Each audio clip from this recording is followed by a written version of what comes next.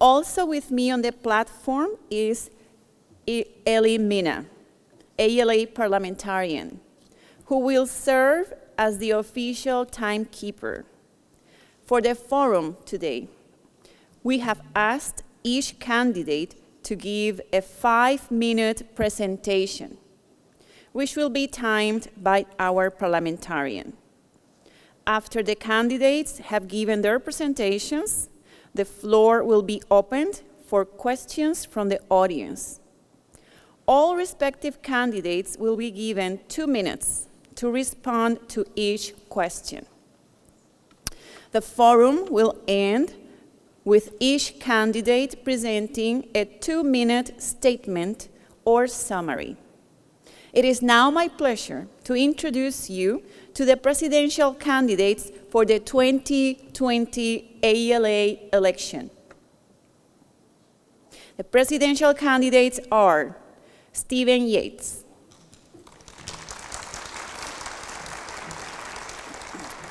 and Patricia Wong.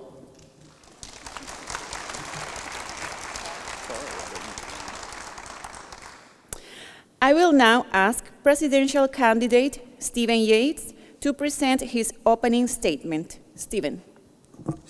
Thank you. I would just like to take a moment and recognize and respectfully acknowledge that Philadelphia is built on the ancestral land of the Lenape people, the original stewards of the land. I would also like to offer best wishes for fulfilling Lunar New Year to those who celebrate. To the members of the nominating committee, thank you for your service and for allowing me the opportunity to stand here today as a candidate for president of the American Library Association. Libraries and library workers change lives. It's that simple. When ALA's founders came together here in Philadelphia 144 years ago, the spark of access for all was first ignited into the organization's mission. That drive over time for equity and access is something that really any of my students, current or former, some of which are in this room, will tell you that I truly believe that that's what this profession is all about. As a first-generation college graduate, and on my father's side, a first-generation high school graduate, equity and access drive my passion for the profession that unifies us here today. While we are united in our core values in the communities we serve, it is time for us to shine the light of our core values on our own association. Are the structures that have been in place, some of which have been in place for over a century or more, the structures we need if we are as passionate about serving our colleagues as we are about serving our communities? I believe in the power of positive passion. As library workers and members of the American Library Association, we are united in our mission to enhance learning and ensure access to information for all. Our passion shines through in the way we express aspects of our mission, our core values. The ALA infrastructure that has developed over time has served specific purposes, but we have arrived at a moment where thoughtful, dynamic, and large-scale change is occurring. That change is needed, welcome, and uncomfortable all at the same time. As we engage in this transition, we must remain focused on our bottom line. How do our association's actions support our profession and its amazing talent to best serve their communities? Period. Moving forward together, however we, all of us, define that is of paramount importance as you decide who you'd like to serve as your next ALA president. Here's the passion I bring to the table because it's our time to act. ACTT. First, the A, advocacy. As I mentioned before, equity and access for all is my personal driving force. All parts of the library ecosystem need our association's support and resources. Just 2 days ago, NPR reported on a Supreme Court case that could dismantle current national education funding structures. This is what we're up against in our current climate. And this is why advocating for libraries and library workers is critical. Advocacy is the difference between success and mere survival of our entire ecosystem. The C, cultural competency. We cannot afford, as a profession or an association, to leave our equity, diversity, and inclusion work to chance. Our members, staff, and the larger profession all need EDI training and continuous development. For far too long, this work has been shouldered by the passionate few, many of whom are in this room. If we all expect better in our communities, it's time to expect it across our association. It's up to all of us, especially us white people. The first T is for training. Programs such as Spectrum, Century, and Emerging Leaders should continue to be supported. But if we are going to meet the need for training and professional development that exists throughout our entire profession, we have to increase and expand opportunities for conference engagement and fully embrace the training opportunities that technology provides in 2020 and beyond. Involvement in our association cannot continue to rely on an employer's ability to pay or a member's ability to pay their own way. The second T is transparency. As president, I will utilize virtual platforms for live quarterly updates. I would welcome and encourage new ALA Executive Director Tracy D. Hall to join me on these virtual town halls. Just as technology transforms our training opportunities, it also has the power to revolutionize our transparency of our association if we activate it to our members' advantage. We have the capacity to better communicate information about our association to our membership and the broader profession. I'm ready to act, and when we harness the power of positive passion, I promise you, the good we can achieve in our communities and in our classroom and our association will know no limits. Thank you.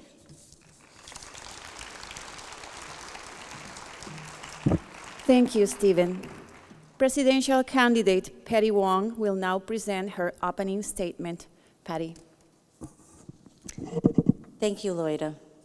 Thank you very much for this opportunity to better serve our organization.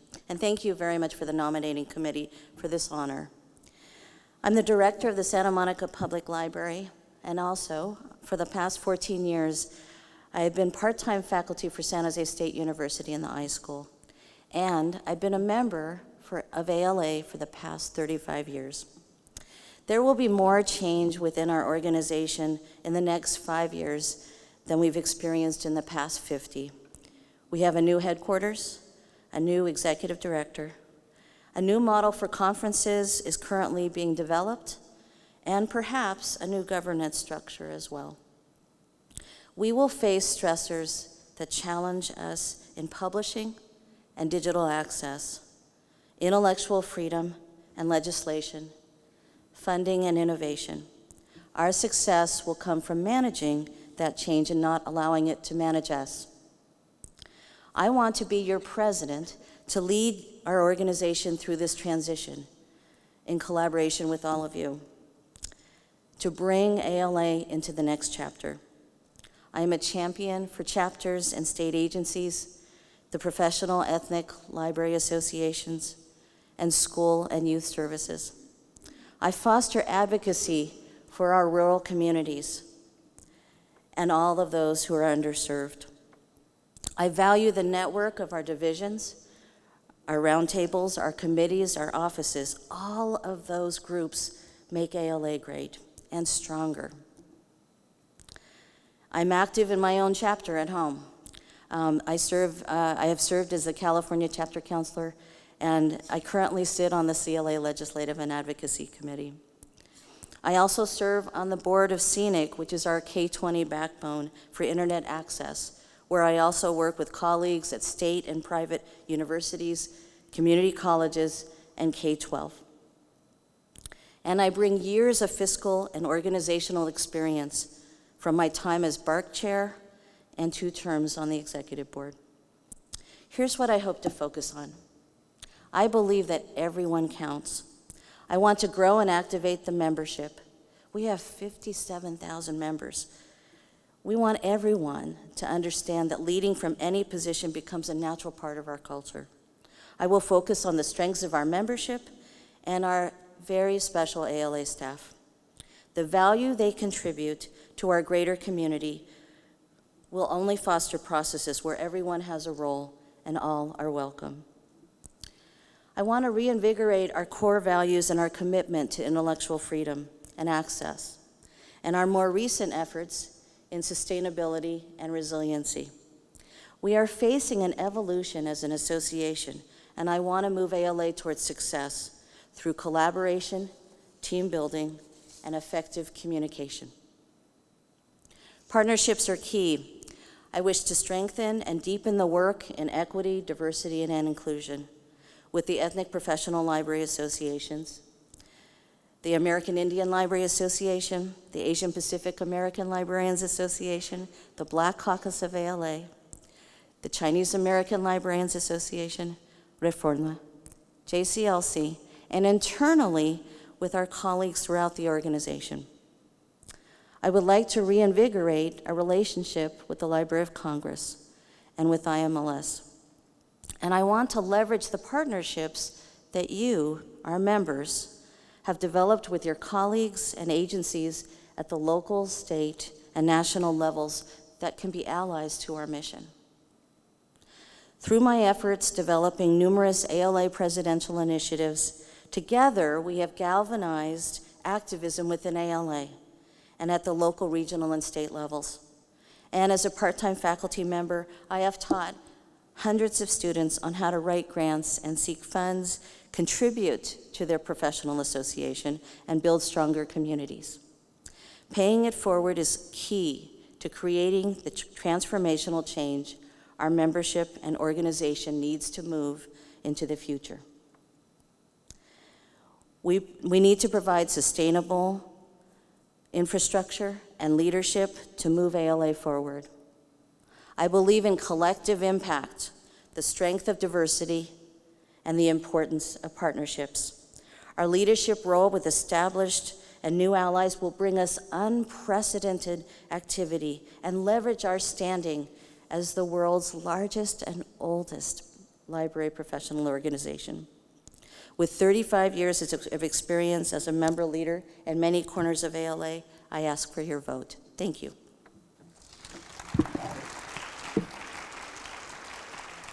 Thank you. Thank you, Patty. We will now take questions from the audience. If you wish to ask a question, please come to the nearest microphone. Please specify which presidential candidate the question is for. When you are recognized, please state your name and institution before asking your question. Microphone number 4. Jennifer Bocher, Counselor at Large, Georgetown University. This is for both candidates. The biggest issue today is SCOE. I'm wondering, how do you feel about the whole document? Are there things that you think should be put in place, things that you shouldn't put in place, and how do you feel about their attitude towards council?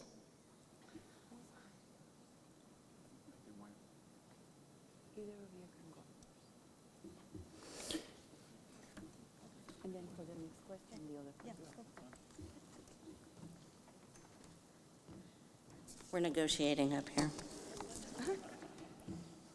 Jennifer, good question. Thank you.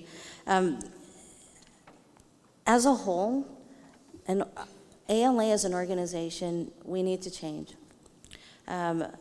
We need to make it a little easier for our members to get involved in governance.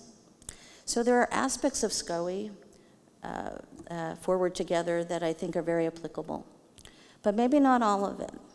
One of the reasons why I think we've extended the time to look at it is because we've heard actually from member leaders like yourselves who actually have a lot to contribute to the development of not just the document, but the plan. And in some ways, it's a living, organic kind of process. So we have to take, I envision actually a hybrid. There are going to be some things that I think are in the document that are very valuable. And a strong commitment to democracy kind of underpins all of that. So I would hope that we would take a look at all of that, get your feedback, and actually examine it. We might want to put some pilots into practice, to be honest. And essentially, I think one of the things to think about is to not let the fiscal structure actually drive the process. Yes, sometimes council can be very cumbersome. But it is also not only something that actually values all of the participation from a variety of different bodies, but it encourages democracy to thrive. So I hope that we would look at all of that as we move forward.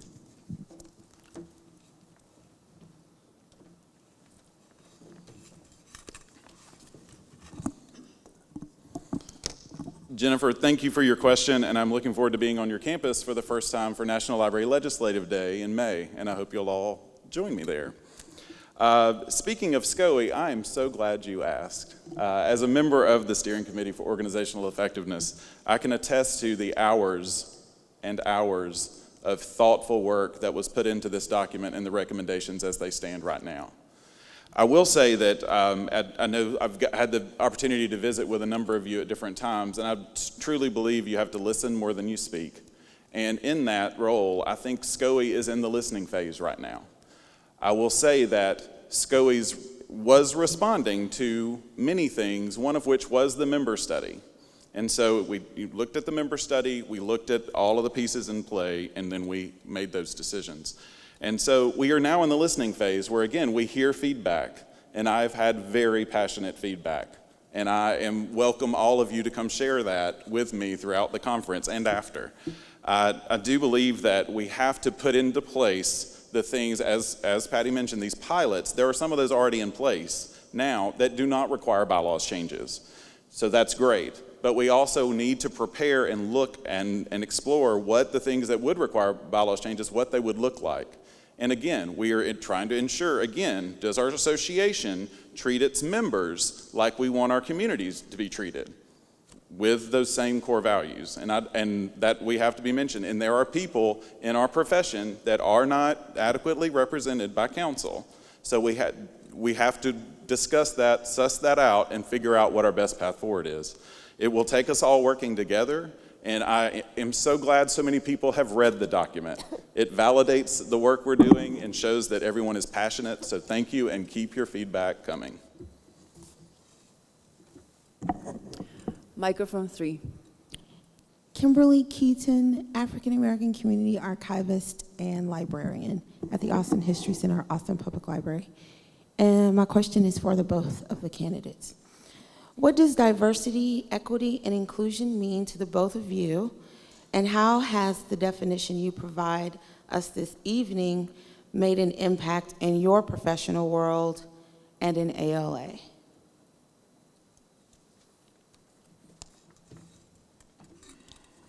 And I apologize, I did not catch your name. Kimberly. Kimberly. Thank you, Kimberly, for that question. And I love your home. I love where you live right now. I don't know if it's your hometown, so that is a lovely place. Yes, I'm a Texan. Well, hey, that's wonderful. It's a great place. I will say, for me, my understanding of equity, diversity, and inclusion has definitely grown and will continue to grow, and I think it is a constant process of growth and reflection.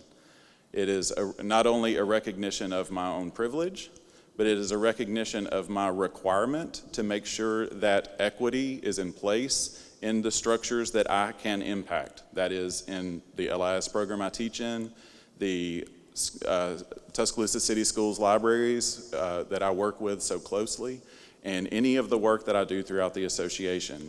Equity, diverse voices, and really, you have to have, I believe, equity and diversity before you can get to an inclusive conversation. I do not believe that a lot of the communities that my students serve are seeing that in the community conversation.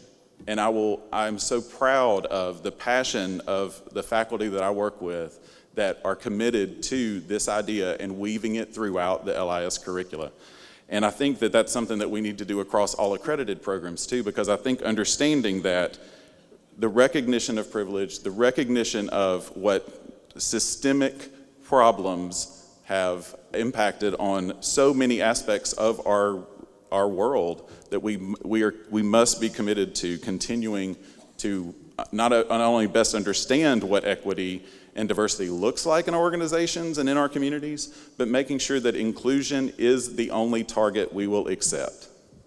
And it is a process I continue to learn, and one that I will continue to reflect on.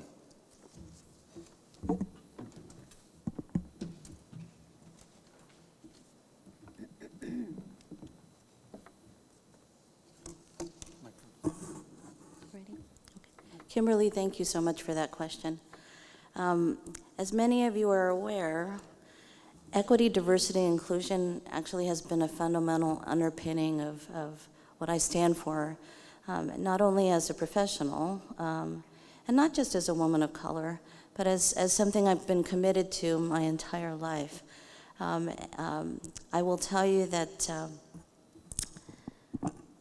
one of the key things that I think I bring to this association is an awareness of the importance of equity and diversity in our membership, but also in our staff. And not just an awareness, but actually a deep-seated commitment to what that looks like in terms of implementation of the programs and services that we offer everywhere. It means working with all of you as allies in the work, and making a change, not just for the face of our organization, but for the building of a stronger world and a better community everywhere we are. That's what, so equity, diversity, and inclusion, although I know we say EDI for short, and we do a lot of things, that's not just a placeholder. That is a real actualization of the work that we need to do to strengthen not just this association, but to make a better world. So I encourage all of us. Part of the reason why I'm a member of all of the ethnic professional library associations is not just because I want to put my money where my mouth is, and I do want to do that. And I actually encourage all of you to become members of all of those groups. It's because the work we do together is so important.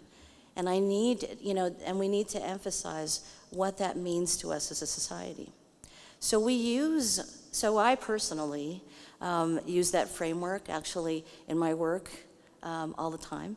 One of the things that, I have 4 seconds left. Okay, so with that, that's my commitment. Thank you.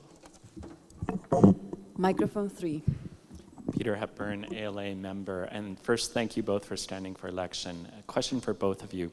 Whichever of you is elected will be president-elect after ALA Annual in the first year that our new executive director, Tracy Hall, will be in position. So I'd like to know from each of you what particular traits you have or strategies that you would employ to ensure that Tracy Hall's first year with us will be a successful one.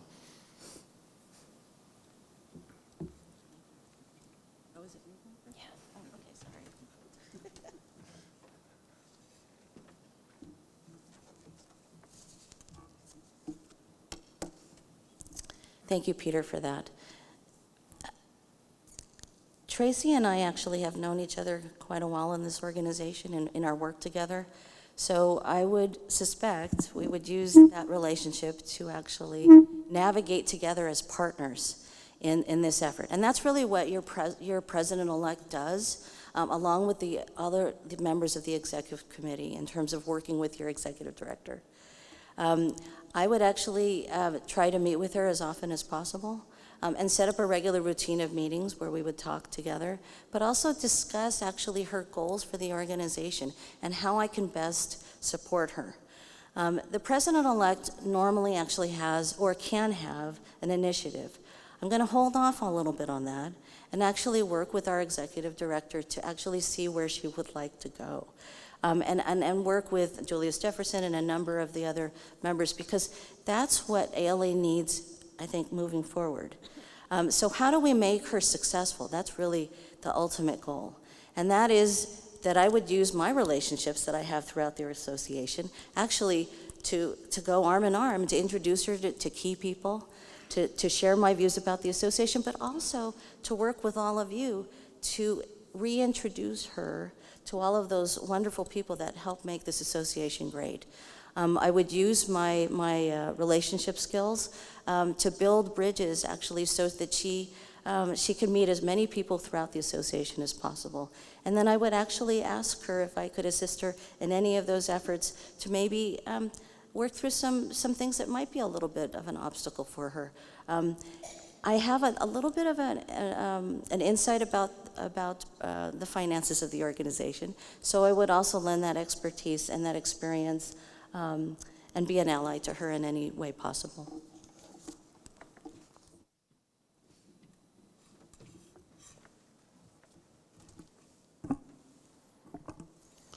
Okay, thank you, Peter, for the question. I will say it was indeed a pleasure to serve on the search committee for that ultimately delivered among the names Tracy's name to the executive board. So I have been impressed by her and look forward to working with her. I think that is such a key role for the success of our entire organization.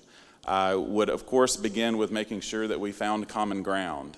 Whatever we are interested in and whatever drives her, I would work to figure out exactly what that could look like as far as making sure that her goals and her strengths are highlighted and developed through this position. I think any position that any of us seek or end up with or fall into, or however you got into your roles you're in, there are things you can learn and things you don't expect to learn, but you become pretty intimately familiar with. And so exploring that at the same time, because I would be coming into a position that I've not had before, an elected position, wherein she's in a position she has not currently held before. So I think we could explore that, but also rely on one another's strengths. And again, as Patty said, it is all about relationships and making sure that those relationships can be continuously nurtured, developed, and trust that comes through time is absolutely critical. So I look forward to that.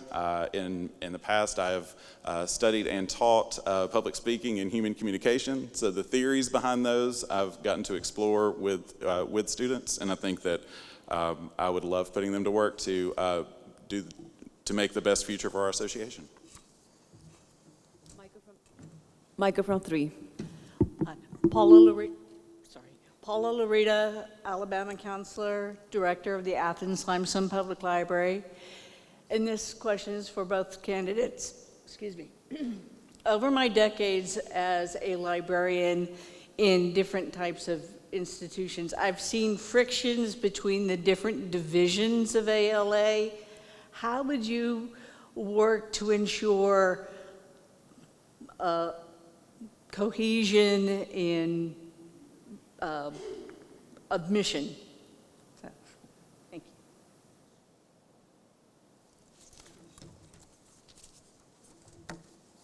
All right. Thank you, Paula. And I will say Paula's library is the best use of a Walmart building I have ever seen. So I hope you all can visit it in North Alabama. Thank you for this question. I do think when there is perceived or actual friction among divisions, it's really time for us to think about this. And I think SCOE has brought this into a little bit of a laser focus as we are in this listening phase as well. We are one ALA. We are one entity. We have developed parts and different pieces over time, but we still remain one legal entity. So not to make it, not to bring up the law of it all, but in that, there is a beauty in that will provide some common ground for us to start from as we figure out what that looks like. I know I've talked about this before, and this has been sort of, this may seem like lip service, but we're getting to the point where we can no longer avoid the operating agreement and figuring out what that looks like. That is a very real, very uncomfortable dance at times, but we have to dig in and do that.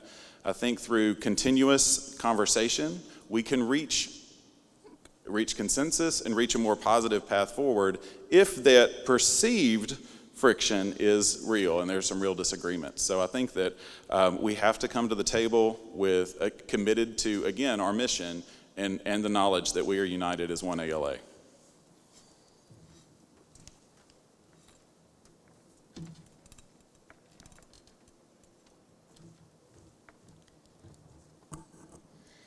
Thank you, Paula, for that question. Friction sometimes comes about when there isn't enough active listening. And I've worked in a lot of divisions, and there actually have been moments when people haven't agreed. But we also have lots of great examples of collaboration across the association right now, where divisions are actively working together. I think we need to lean into those a little bit. and seek common ground and realize that we have a lot of common goals. Yes, everyone, we are one ALA, yes, but we also know that all of our divisions, all of our roundtables, our committees are all committed to the best service for our members. And that's an underpinning and an understanding that all of us can understand. So I would, active listening, I think, is a critical part of this. Having direct conversations with allies within the groups. A lot of our members actually are members of lots of other divisions. And so there's a lot more I think we have in common than we don't. And I think we can talk about, a lot of some of those areas are, turf issues. So I think we can approach it from a very active, proactive, positive way. Oftentimes looking at finances from where we can start in terms of the collaborative points. And reach our mission together. Thank you. All right. Not everybody at the same time. Like this. Okay. Microphone 4. Hi, Latrice Booker, Counselor at Large, Dean of Library Services at Indiana University Northwest Campus. And this question is for both candidates.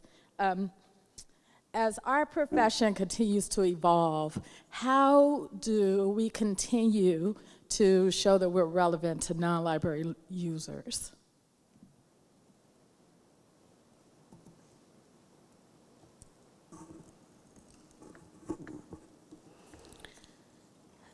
Thank you so much for that question. The American Library Association doesn't just represent people that use our libraries all the time. One of the key things that we have an opportunity to do, and that we have done in the past, is actually advocate for the value of libraries in your own respective communities, and the differences that they can make in the lives of people that they touch every day, that they touch virtually. I think there's actually a lot of different examples of the different divisions and the roundtables that are doing active work and engaging with people all the time, regardless of whether they actively use the library or not. So I think showcasing some of those efforts is a critical piece. I think the other part of activating all of us, non-users or people that haven't found the library yet, right? There are so many ways that the American Library Association, I would say, working with Library of Congress, working with IMLS, working with a large swath of our local and state organizations, actually can profile the library and heighten that elevation that we are an organization that builds bridges between people, that we are there to serve and to provide a stronger quality of life, not just based solely on information, but on literacy, on our commitment to intellectual freedom. The partnerships that we can provide with other agencies that are doing allied work will actually extend the role of the library and the perception of the library as bridge builder, as a critical part of community building. I think that's one of the ways we can do that. Thanks, Latrice.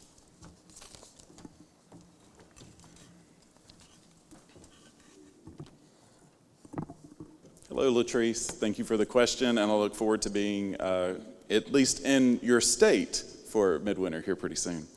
I must take a few seconds of this time to say it was a beautiful time to mention it, and I don't know why I did. I fully support CORE. I'm wearing the button, and I support it, and that is a wonderful example of collaboration amongst divisions. That's the last question. But on this one, when it talks about becoming relevant to library users, I am inspired by a colleague that I work with in the Policy Corps, and that's Sharon Edwards. When she had her Hill visit, the last time we were on Capitol Hill together, she showed one of her legislators how to download library books from, using Overdrive or Sora or something.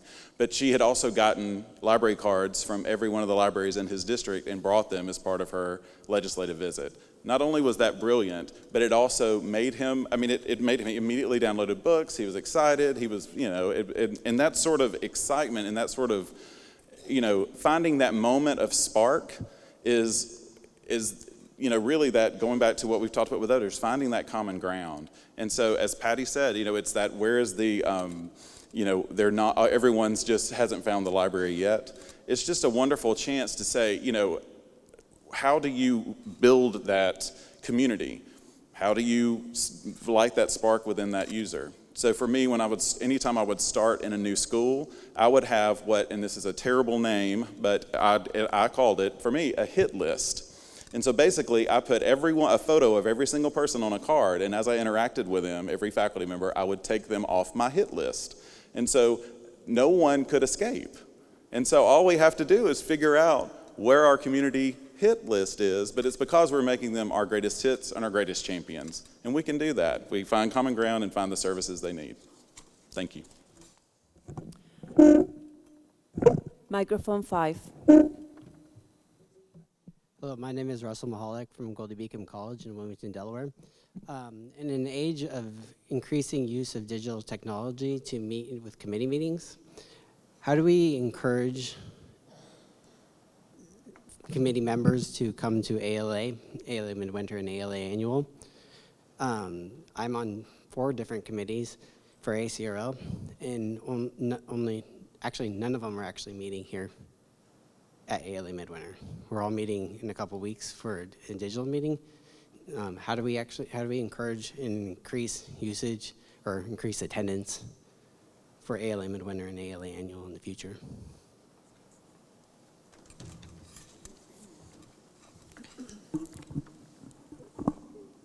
Russell, thank you for that question.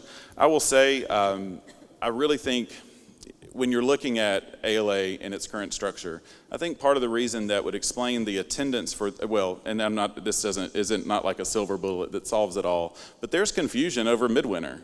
Is it staying? Is it going? What's happening? The message is unclear.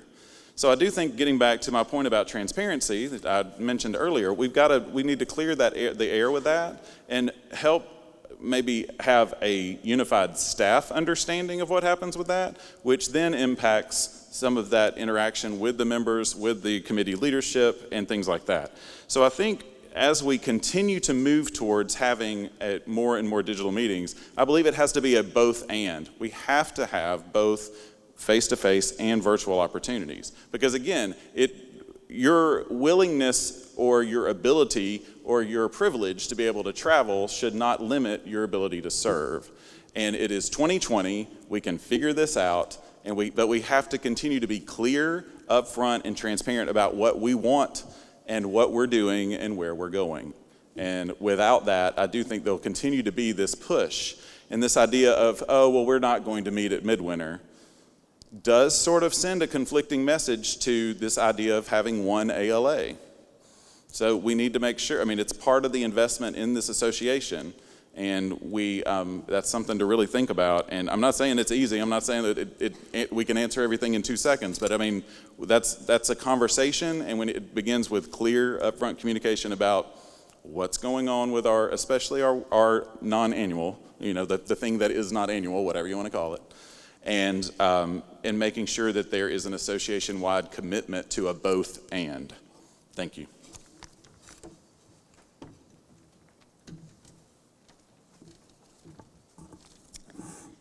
Thank you, Russell, for that question.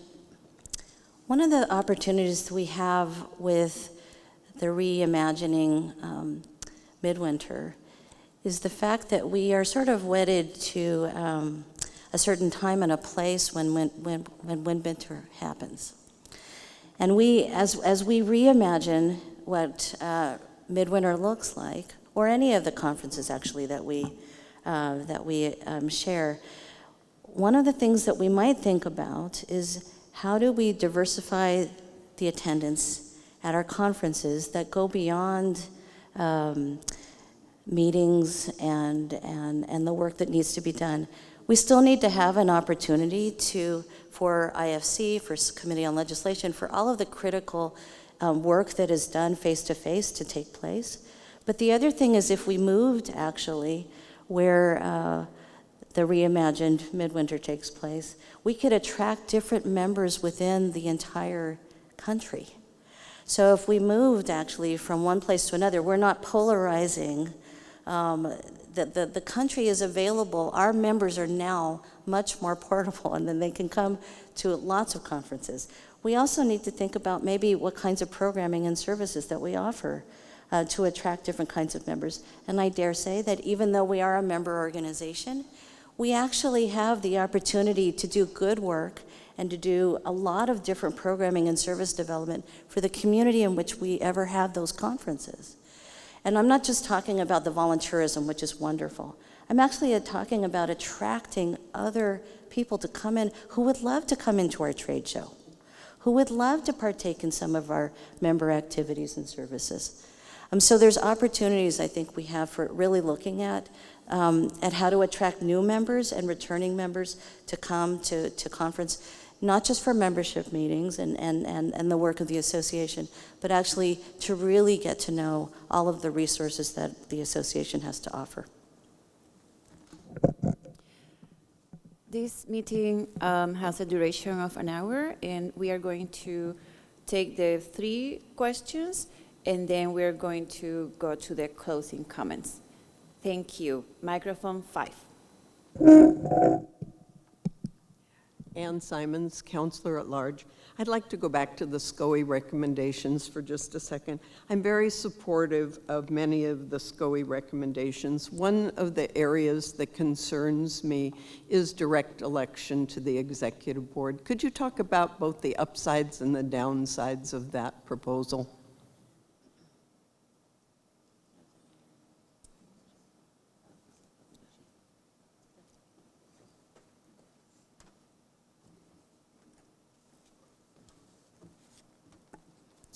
Thank you, Anne, for that question.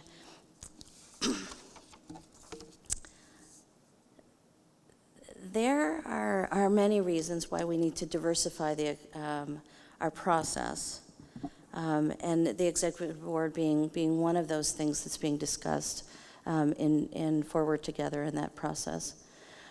I do think that one of the good sides is actually that the Executive Board, as we know it, is elected by this body here, by council, and as such, the board members, although there are councilors at large that get elected, don't necessarily represent the entire membership. So this is an opportunity actually to represent a wider swath of the organization. The other side of that, though, is that when there's so much complexity in terms of both having an elected body and then appointed members, is that it's not always clear what the relationship is and the authority and also the implementation of the work. And so there are definitely pros and cons to that, and I think it requires some careful reflection as we move forward.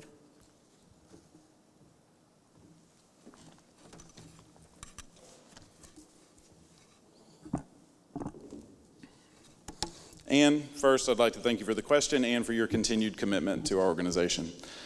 I do think when the Steering Committee for Organizational Effectiveness was thinking about how to make sure that our organization was something that could be easily understood by the outside, or a new member, or a student, or whoever might need to understand our organization, I think the chance of more equal representation was a real driving force in that conversation. So having direct election allows, again, the ability of 50,000 members to have input on who's the executive board, but more importantly, it has those appointed spots. So all of those groups that feel like they have not been represented or that they do not see their interest represented in the board makeup, there's a chance to do that. Now, the groups that will do that will be relying on chances or information that comes from a nominating committee and that are thinking about leadership development as well. So we have these groups that are looking at that and making those are direct elected as well. So we have all of these groups that are really looking at that, and I think that can be a very positive move. Also, I think a downside of some of the elections that we have going on in this organization right now. It can be a simple popularity contest. And we have got to continue to think of ways we can move away from that and move away to mission-driven work from people that represent a variety of backgrounds. And I'm not saying we need to move to what I know a lot of chapters do, where you have a different library type being in there each year. I think that does serve a purpose that might not be the best here, but we have to continue to think about it. But again, SCOE's in the listening phase. If you have a better idea or a different idea, reach out to a member of SCOE, look at the Forward Together website, submit feedback, and let us know. We are listening. Microphone 5. Ray Pun, Counselor at Large. I'm curious to hear from both of you, who's the biggest role model in your life? If you could tell us more about that. Thanks.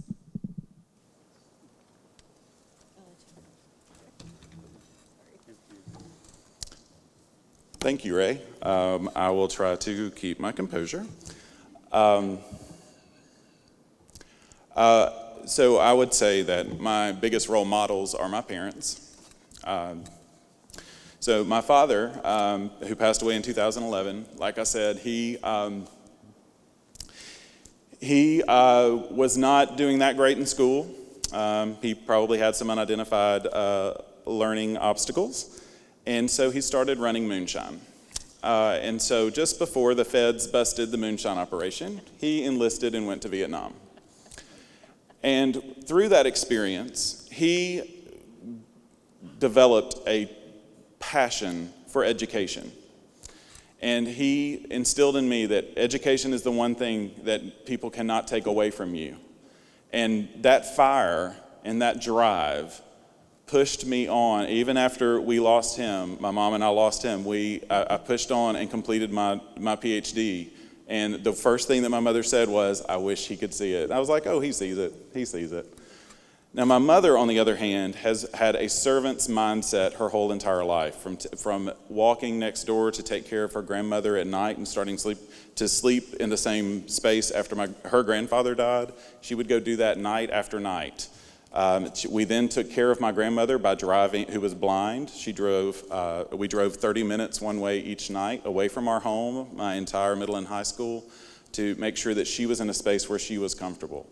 Her commitment to her family and her commitment to caring really is something that I cannot begin to repay, but it's also something that drives me to do the best work I can and work as hard as I can. And it really just inspires me to continue to try to make change in my community. Thank you for that question again.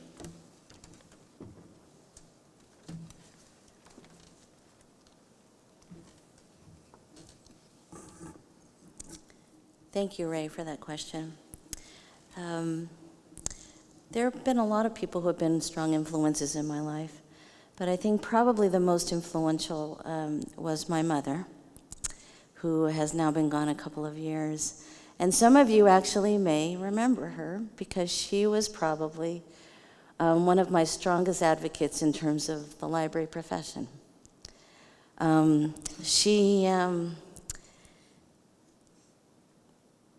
She was a very independent woman. We lost my dad when he was 42, and I think I was 12. And and she never remarried, and she didn't have, a chance to touch that side of her life again.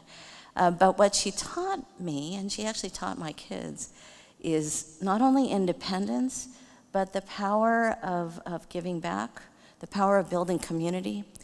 My mom came from Waipahu, a small town in Hawaii on Oahu.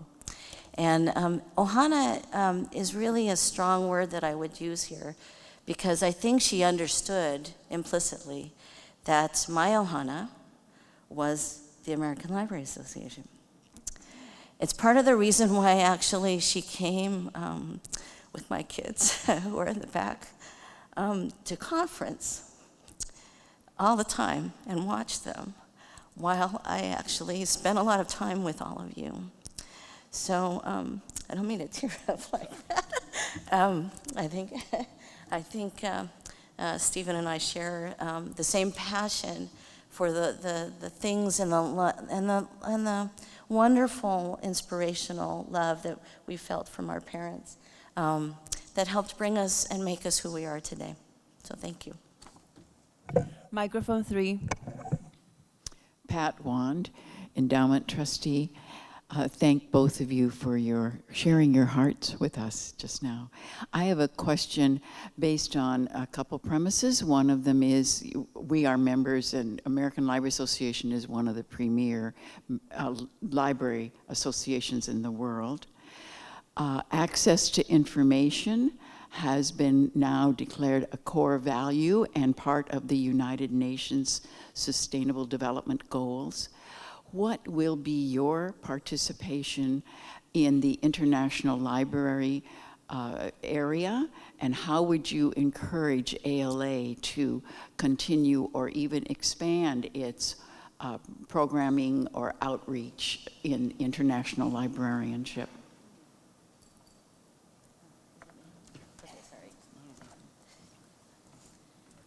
I know it's not rocket science to figure out who goes next, but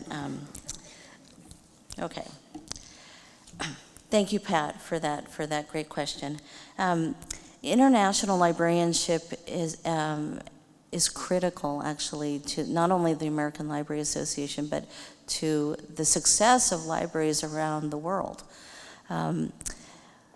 As president-elect and as president, one of the things that I would love to bring to ALA is I had a very wonderful opportunity, actually, to work with Chinese societies within library society, within China and Taiwan and a number of other areas. And I would hope that we would continue, actually, to broaden. I mean, I know we spent a lot of time working with IFLA, but I think there are library associations throughout the world that we actually need to really work on, beyond the larger organization of IFLA. And that means actually some some library exchange, active engagement with all of those associations, inviting librarians to come here and for us to go over there, even if we don't have an IMLS grant or something that helps support that arena.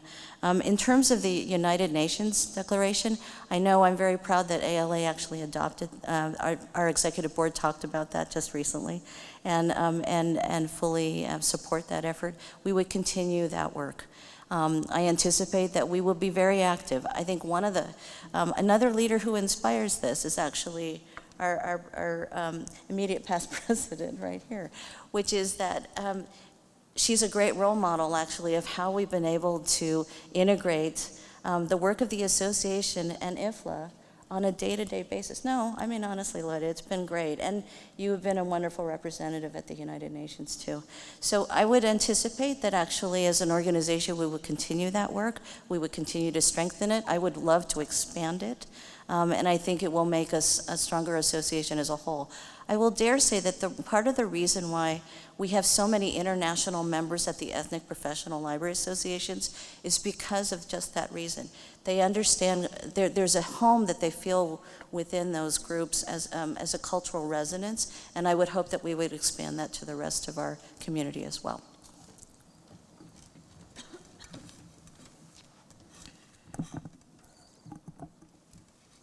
Pat, thank you very much for this question. I will say that I think first, I would rely on and reach out to the International Relations Roundtable and the International, the name of which is escaping me, of course, at this particular moment. I'm going to say International Relations Committee, but hopefully that's, oh yes, that was correct. Thank you.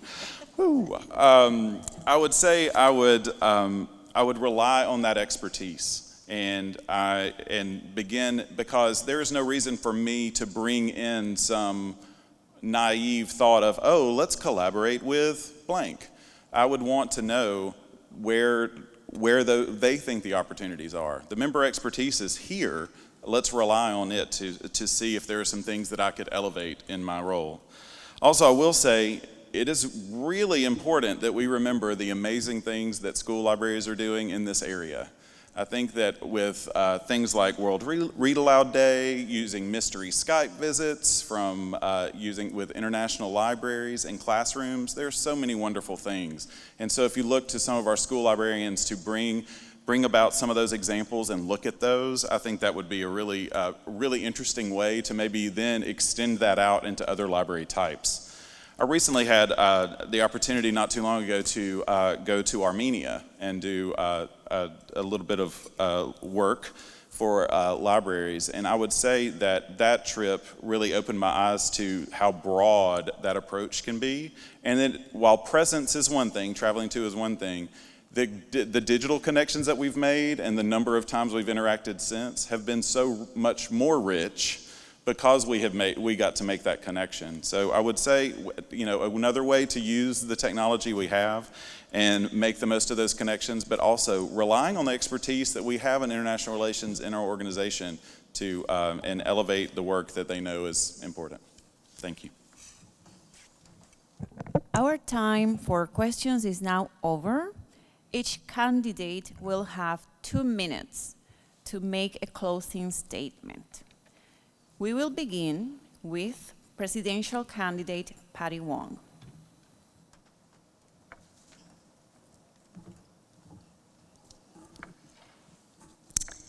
"36 years ago, I was fortunate enough to receive the Louise Giles Minority Scholarship, one of ALA's awards to benefit library school students before Spectrum.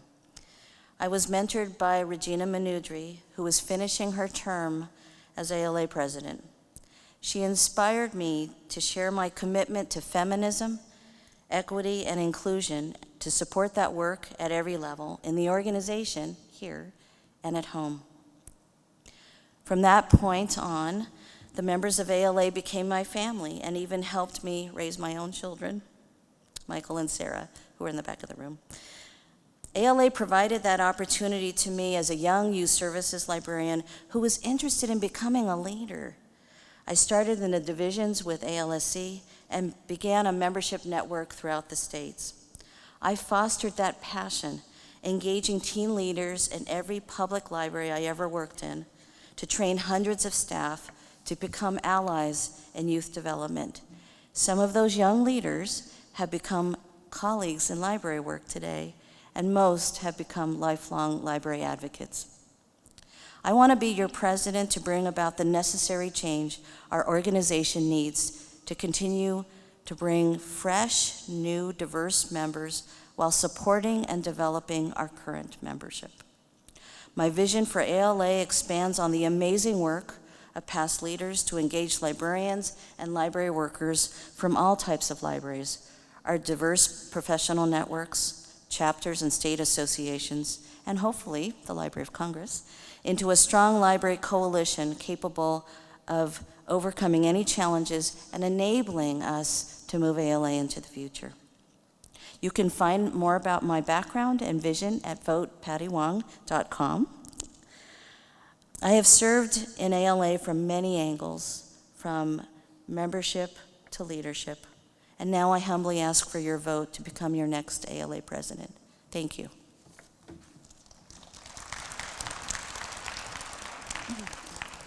I now call upon presidential candidate Stephen Yates to present his closing statement. Thank you for caring enough about the future of our association to be here today or to be viewing the recording. For those in Philadelphia, please join me immediately after this at the Marriott Salon I on the 5th floor, and let's talk.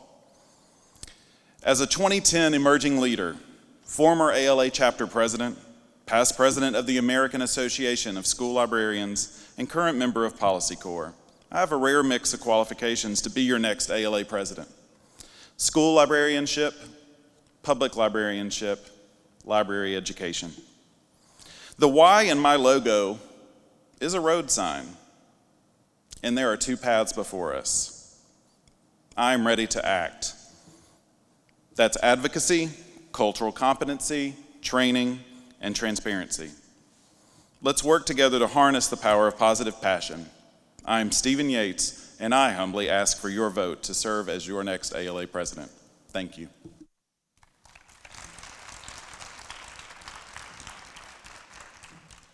This concludes the 2020 ALA Midwinter Presidential Candidates Forum. It has been my pleasure to moderate this forum. I would like to thank our candidates and all of you who came to hear them. I would also like to strongly encourage you to vote this spring and to urge your fellow ALA members to vote as well. Electronic balloting will begin on March 9, 2020.